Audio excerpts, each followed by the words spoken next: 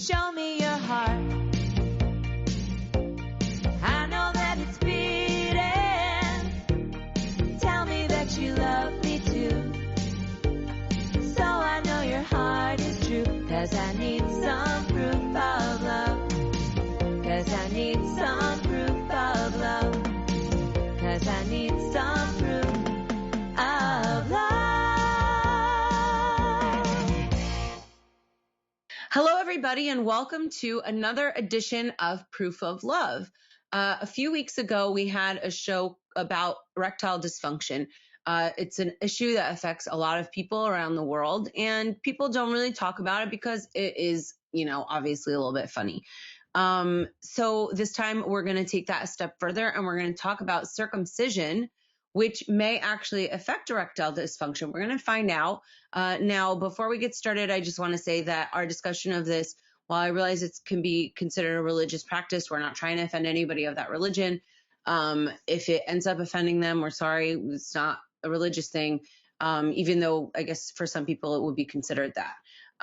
So we're just talking about it strictly as an actual practice medically, and we're not trying to make fun of your religion.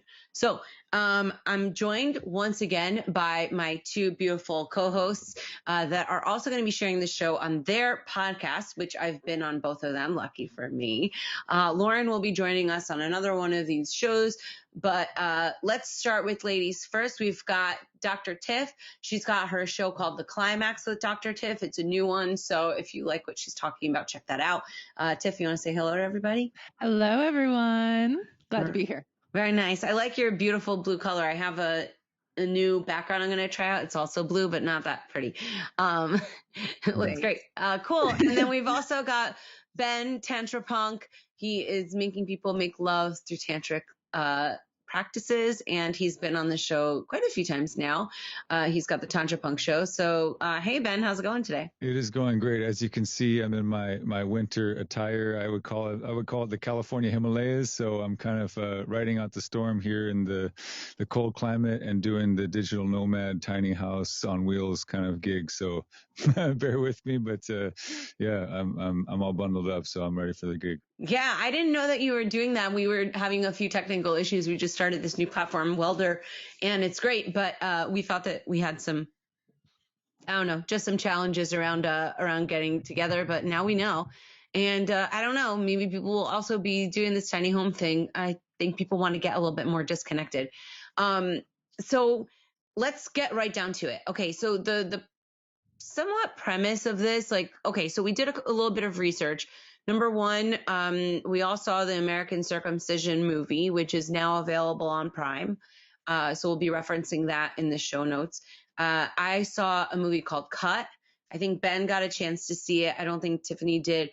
And Cut was a little bit more about the religious perspective of circumcision. It was an exploration by a young Jewish guy, and then American Circumcision aimed to show both sides of the picture. So there were some pro people and some anti. The thing that made me think about circumcision at all was when my aunt decided to grossly tell me about my brother not being circumcised. And I was like, I'm not sure why I need to know this. But she was saying, oh, your mother, she's so weird. She said that, that he doesn't need to do it. And, and I was like, all right, gross. But then I started to think about it in the context of female circumcision. And, as a society, we think female circumcision is just horrendous. Like, oh my gosh, no way. And yet we're okay with the same practice for little boys. Now, I understand maybe that was a way to keep clean before, and we're going to dive into is that a misconception or not. But I'm pretty sure that we have ways of keeping clean these days that are an improvement over ancient times.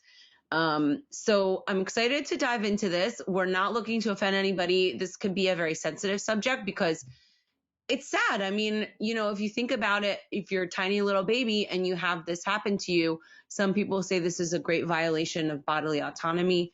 And so we're sorry. If any of the gentlemen in the audience find this to be a sensitive topic, you might want to, switch the channel, but hopefully you'll stay with us. So yeah, what do you guys think? Circumcision.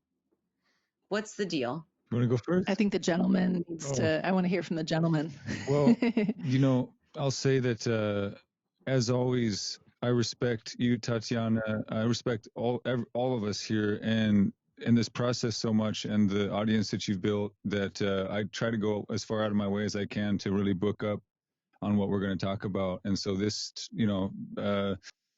never ceases to amaze me what happens when you get into some of these rabbit holes. And I had seen, some circumcision documentaries before, and I feel like I have been a innate intactivist because I am, uncut myself. So I could take it for granted, and it wasn't my main issue. But as I explored this recent documentary, which I believe was 2018, American Circumcision, it seems to be the definitive work. So, it's so loaded with all of the facts and talking points and stats and whatnot. And, I can't argue all of the studies from the scientific, basis, but I say if anybody is unaware of this topic, of this issue, that's where the bulk of the talking points are going to come from. And where I'd like to anchor my approach to this conversation is just very personal and very feeling based and very emotional for myself, because I have that unique perspective that a lot of men will never have the opportunity to know the difference of. But I have the full package, as it were, no pun intended.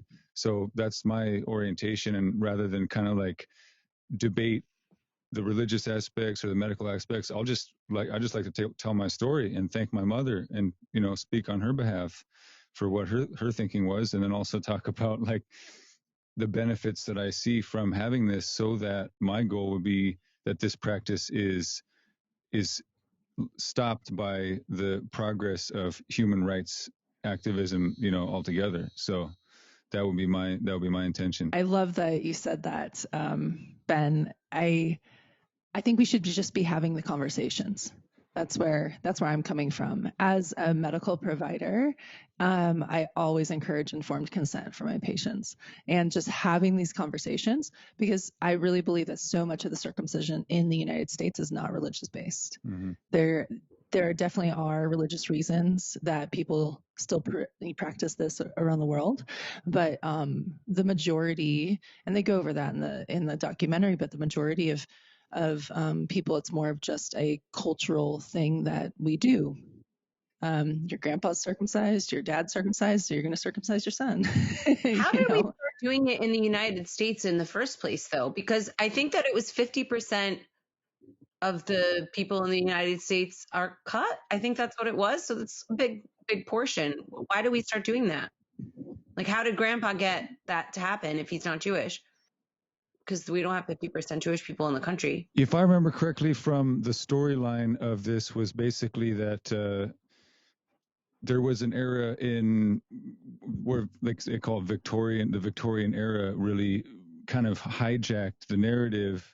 And of course just referencing broadly the material from American Circumcision, they gave a very interesting, compelling look at that sort of time lapse of the arguments for keeping this industry alive and having the industry evolve and adapt to cultural changes around, like the dissolution of the Victorian the prudishness of the Victorian era, which is, in other words, for saying they didn't want boys playing with themselves. So that became a low-hanging fruit way. And there's a lot of anti-masturbation devices that have been created. They look like medieval torture devices straight out of like Marquis de Sade or something. So there's this narrative that was, I think, hijacked in the West, using the most severe practice of the Judaic sort of tradition. I don't know if you remember where they were talking about there were Roman games that they wanted to compete in,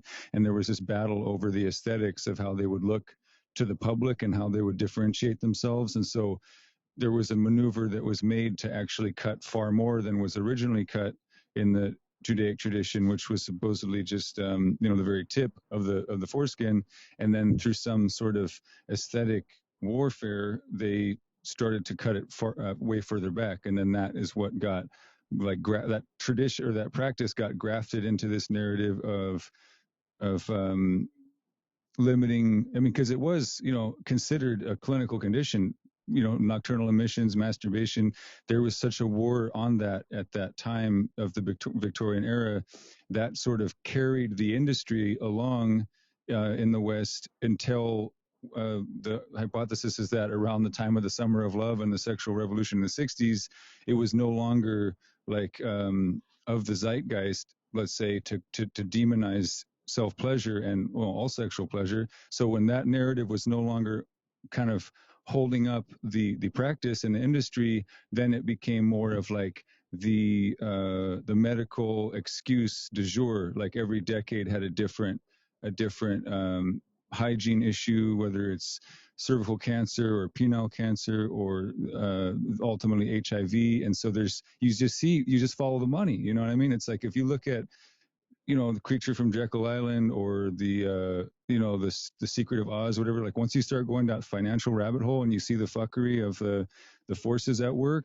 those hidden forces, it's the same thing wherever you look. You look into this issue and it's like follow the money. Who wants to keep this practice alive, and who, more importantly, wants to prevent the biggest class action lawsuit in the history of life on Earth around having to backpedal on the medical need for this? Like that's a huge opening for a lawsuit. All that stuff came out in the documentary. So again, I'm glossing over, but I would say that's the sort of broad arc narrative. And I'm not an expert in, the U.S. history, but as you mentioned earlier, it seems like the practice was more prevalent. And then as of now in America, it's like 50%, and that number is declining. So thank you to all the people who are opening up this discourse and rethinking it. So, well, I mean, I was watching at the end when they did the snip, and I had to fast forward it. I mean, I was very, very upset at looking at that specific practice, and bringing it back to what we're talking about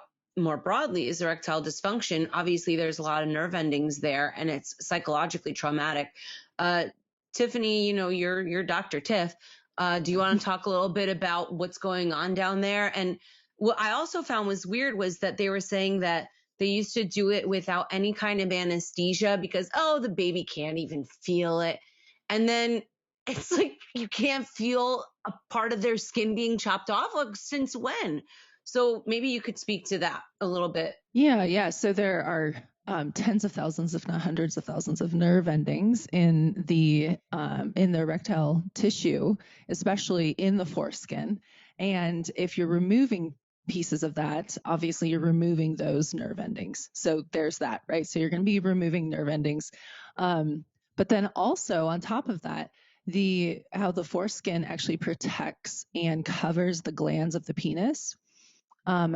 If it is cut away and the glands of the penis is just out, and there's friction with bedding and clothing, and now they have those great underwear that help hold hold your balls now. I guess I don't have them, so I don't know, but I've heard they're amazing.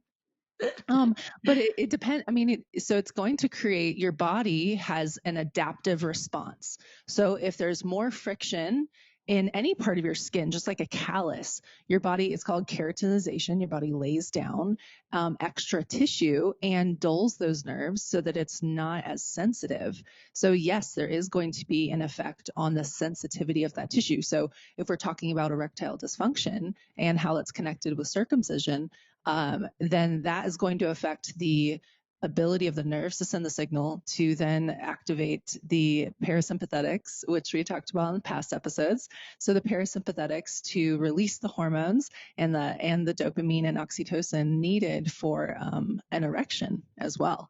So, when you affect the nerve endings, you're going to affect the feeling and the experience, but also just the physiological response of the penis and of the erection and in sexual intercourse, but also self-pleasure as well. So of course it probably helped as far as if the goal was to decrease self-pleasure, that was definitely one way to do that. But then it was interesting. I know that you said in the 60s, Ben, that the narrative of self-pleasure wasn't as popular of a narrative saying it decreased your self-pleasure or your sexual pleasure. So then they started saying that, well, it prevents sexually transmitted diseases, because that's when, the whole thing about controlling, it's controlling a population, in my opinion, with these type of narratives. So what kind of narrative needs to come out to control a population and to create that social control there? Right. Yeah. I mean, think about it though. Even just, do you think that it has a psychological effect? Because I mean, that's one of the first, I guess, sexual experiences of a person's life. Do you think that, like the baby's not going to remember, it's not a big deal? Because I'm pretty sure babies like really, those are very important years. I don't have a baby, but I'm pretty sure you're not supposed to, make them feel bad. Like they need, skin to skin contact. They like breast milk. I mean, they need to be in a good environment. Do you think that one incident where for, 5 or 6 days they're in excruciating pain, is that going to scar them? I don't mean to ask it in such a leading way because it's obvious what my opinion is, but maybe if you could give a little bit of a less biased answer. And maybe, of course, Ben, I mean, you as a guy, what do you think? You're really in tune with your emotions. Yeah. Well, I think there's a few very, very, very potent moments in between both of those two documentaries, and where it's just like I don't think you can ever forget certain moments. Of course, they have the shrieking of the child, screaming during it, which is the game changer for most people. Certainly the parents when they endure that, but usually they're like not shielded from that, or they're deceived about it in some way.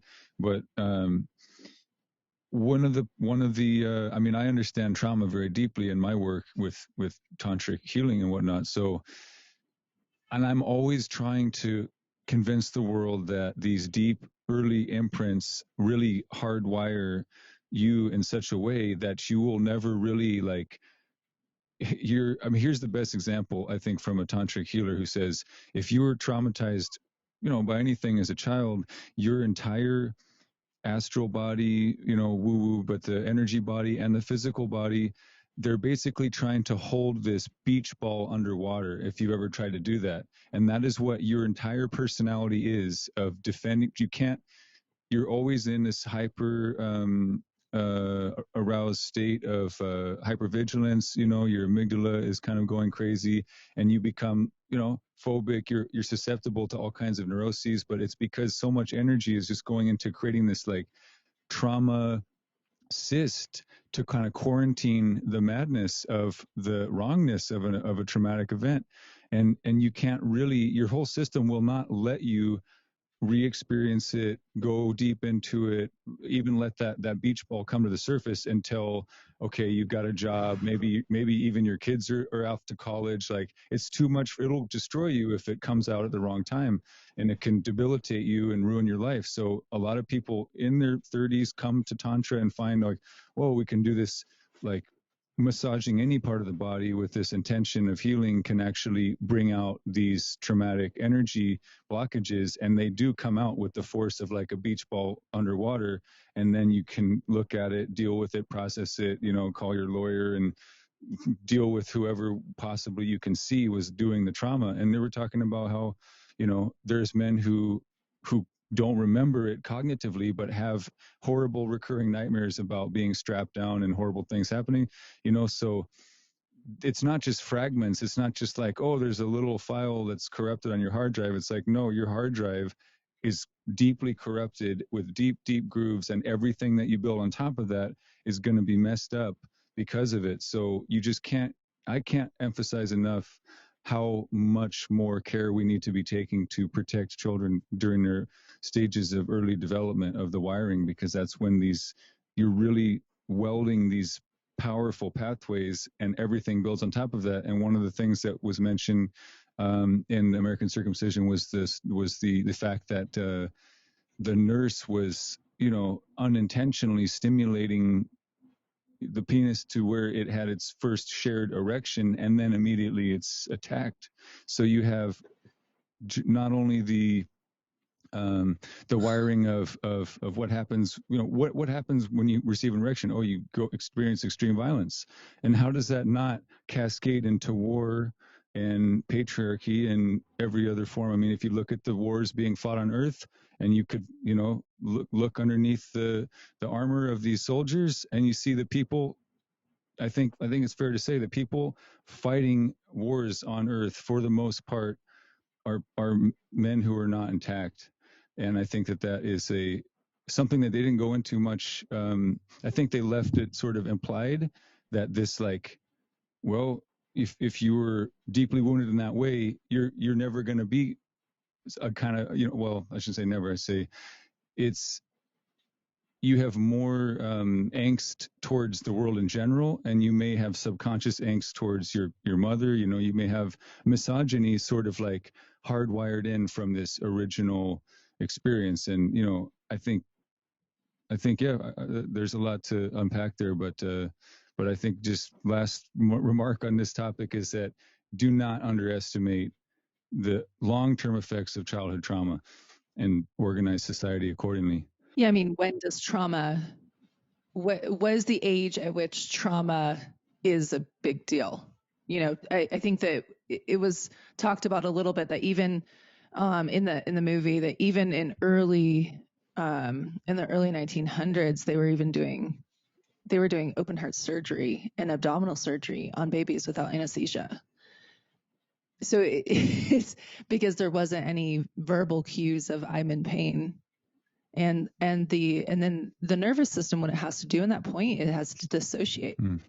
So when you're creating, and I have a lot of experience with trauma and what it does to the nervous system, and then it hardwires you to be more in that sympathetic, that fight or flight state.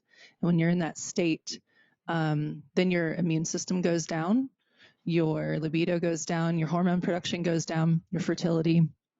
So if you're hardwiring it from a very, very young age, 3 days old is about the time when the circumcision will happen. When you're hardwiring that, then that's going to set you up for having that type of nervous system response in your daily life. That's just horrific. I'm sorry. I'm just really upset by this. Do you think that people are even considering at all the concept of bodily autonomy? My body, my choice is a very popular phrase, obviously in one context, but I think it kind of, you can't have it both ways, right? And aside from that, I mean, it's your body 100%, and people are not supposed to take something off of it. Do you think that people even consider that as you know what I'm saying? Like, where's the disconnect on that? Because aren't you supposed to just, even if it was for a religious purpose, shouldn't that person be able to make that decision themselves? I think that it's not. Okay, so in my opinion, I believe that it's such a just common practice in like a family line, that's such a common practice. It's not talked about or even considered as a problem. And like I said at the very beginning, informed consent. Anytime there's we're taught so much to trust our medical providers and trust what they recommend for the health of your child. So or that you have it, right? If you're the father and you have it, so your son's gonna have it. Like, you're okay and you're fine and you're enjoying your life, so there's no big deal, right? And so because it was done at such a young age, you don't know any difference. I was actually talking to my boyfriend, and he said the first time he ever saw an uncut penis was most likely in porn, because it wasn't around in the United States as far as where locker rooms and things like that is probably, but he didn't even know what a foreskin was. There was actually a movie that he was watching and talked about like somebody cutting off foreskin as far as like a war practice, and he thought it was a forehead skin. Like, I had no idea what so there's also that disconnect from even what normal anatomy of your genitalia is. How does it differ from female mutilation? Such a depressing topic, but how is it different from female mutilation? Like, is there anything, like, do you think that is there a case to be made for either of those? I mean, is it going to keep it more clean? Is it going to keep it more clean for a female, or there's just no, in your opinion? Because I think I don't know, like, I saw the tests or whatever, they had different things, and it didn't even seem from the clinical testing that it was that much cleaner. But do you think that there's an argument to be made that it would be helpful? So I would say actually there is an argument right now. Okay. And here's why. So you guys probably weren't expecting me to say that, but here's why. Because, okay, so a woman has a foreskin as well. and women have labia, right? So there's skin all around our genitalia, and it's very well known very well known in the medical community that the vagina is self-cleaning. You should not over-clean your labia. You should not over-clean. You should not, even like douching too much is going to, and I believe at all, is going to cause an imbalance of the flora. So you have normal gut bacteria, gut flora that are on the skin too. So with how compromised I believe babies are being born with their where very abnormal, compromised, low gut flora, that affects their immune system, and that affects their immune system on their skin as well. And so I believe that there is actually concern for the generation of children that are being born today, because unless the mother has taken care of her gut flora, then that baby's gut flora is going to be affected. And so that will affect the baby's immune system response and make them more susceptible to infections and hygiene issues, right? So I believe that is a valid concern because of the generation of children that are being born today. However, with a normal, healthy child and a normal, healthy immune system, just like with women that I see in my clinic that have recurrent yeast infections or recurrent UTIs, we have to fix their gut flora and their immune system response and support their immune system and stop depressing or decreasing their immune system response in order to help their body heal from the inside out and not be susceptible to those infections. So it all comes down still to your own body's response and your own body's immune system. Couldn't you just like not have to cut off the labia though? I mean, and just give them some yogurt? I mean, wouldn't that be like, why would the female circumcision be even an option? Can't people just use soap? Yeah, so I'm not actually saying I still believe that in my opinion, that the this is genital mutilation, and right. that the normal healthy immune system. However, with the issue of male circumcision and the whole issue of hygiene, men with babies with decreased immune systems or abnormal gut flora are going to be at risk for hygiene issues. But the fact that they have a foreskin is not the reason for their hygiene issue, is what I'm saying. Mm-hmm. It's the issue with their immune system. And of course, all the dozens of more vaccines that we give children, which is whether you believe vaccines are good or not, that doesn't matter, that it's actually creating an immune system response. So you're creating an altered immune system response early in life, the day the baby's born. And so that is going to have an effect and a consequence too. Ben, do you have anything to add to that? Yeah. You guys are speechless. Well, actually, it's interesting because I don't think this issue opened up for me so many avenues of studying human social psychology, and I think that the approach of American circumcision filmmaker, I think he's a real genius. I can't wait to see him take on any issue that he's concerned with. I mean, he brought on representatives of both sides, even a woman who had a female circumcision who was very happy about it and said it was better for her lovemaking, and it was part of her culture too. So I think he did a great job giving us a balanced perspective, which you wouldn't get in most really polemic-based, one-sided arguments or documentaries. So kudos to him for that. And his obvious bias is towards ending this practice, but he helps you arrive at these conclusions in some very intuitive ways. For example, on this point, he would say something like, well, a lot of children have chronic ear infections. Could you prevent that by just digging out their inner ear and sealing it off and letting it scar over? Sure. Well, can you make an argument that would be damaging to their development, to their full range of sensory input? Then people would be outraged if it wasn't a demonized part of the human anatomy, because everything down there is already bad and evil and twisted and wrong and diseased and sick and the cause of diseases. Like, the less of it we can have in the Western, world, the better. So I think they're always going to want to problematize this area. But like I said, speaking from experience, I'll say I remember feeling weird in elementary school where we had those like mass urinals and peripheral vision, lo and behold, I'm like, mommy, why am I weird? And she's like, well, son, I wasn't going to have them mutilate you. And I guess I understood what that word meant by that age of like maybe 7 or something like that. But but I wasn't yet ready to thank her because I felt weird. And there were no lovers of mine until years later who said like, Ben, you have no idea. It's night and day. Thank you.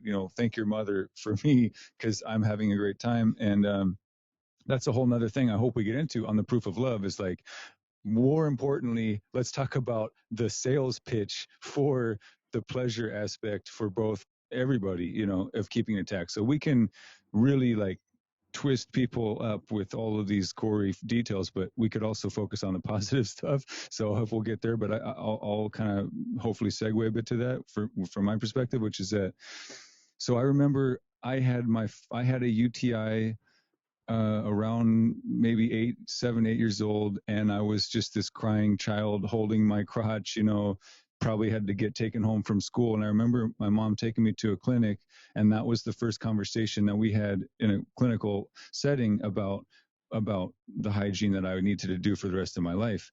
And before then it was just like, okay, you pee and it just goes past and through and whatnot. But what they talk about in that film also is that there's a period of years in male development where that foreskin is actually fully attached to the glands, the head, and with a type of tissue that's like what keeps our fingernails on. So that is forcibly retracted, causing complications and major issues and deformities and infections as a sort of outdated medical practice. But what I lived through was like, I don't think it's necessary. I don't think that everyone would have to do that. If I was in a culture where that there was like a natural evolved sense of stewardship that was taught, very openly about how to be a man, like that's part of, being a man. Like if women learn that or young women learn they're going to menstruate, young men need to be taught that they're going to have a point where that connective tissue goes away naturally, and then there's a possibility to easily glide back the entire foreskin and then be able to clean again with not really abrasive chemicals, like not overdoing it and throwing off the floor, because it is actually literally the tissues, the mucosa, the moisture there protecting the sensitivity.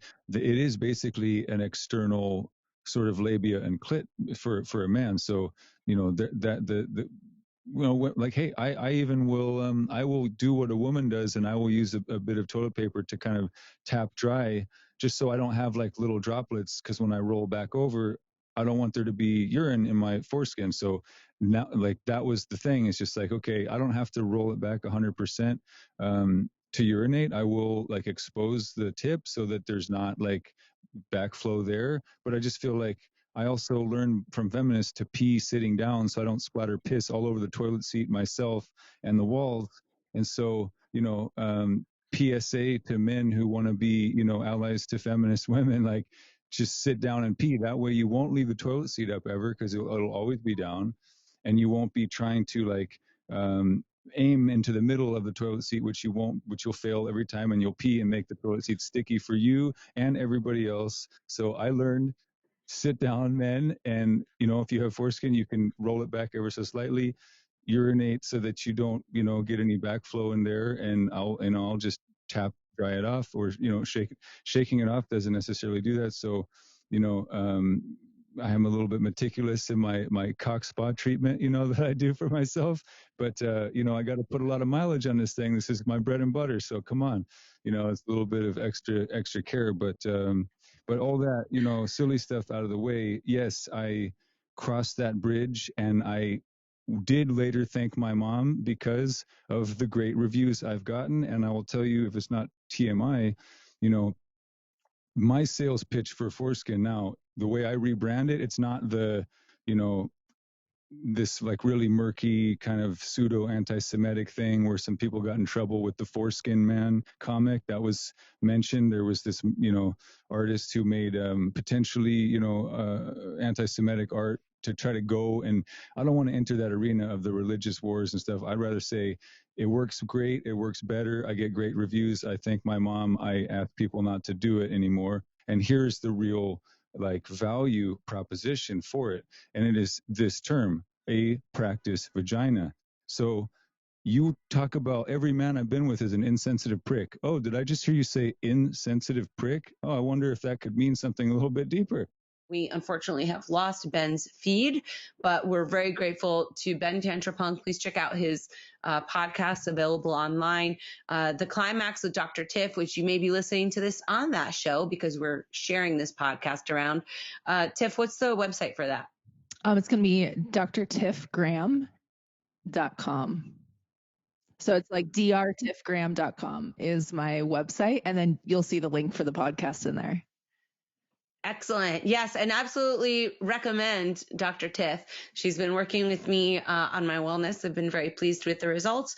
So thanks everybody for listening to proofoflovecast.com. If you like this show, subscribe, do a like, tell your friends, don't be shy, say hi, and maybe send in a question that you have, a show topic idea that you have, a guest idea that you have. We'd love to hear from you. Thanks so much. We'll see you next time on Proof of Love. Bye. Proof of Love has been brought to you by CryptoMediaHub.com, a boutique marketing and PR agency for Bitcoin and beyond. Do you like cryptocurrency, politics, economics, activism, or art? Then check out The Tatiana Show, where you can learn all about it in a fun and non-intimidating way, as if you're just hanging with friends. Go to thetatianashow.com and listen now. Show me your heart. I know that it's beating. Tell me that you love me too. So I know your heart is true. 'Cause I need some proof of love. 'Cause I need some proof of love.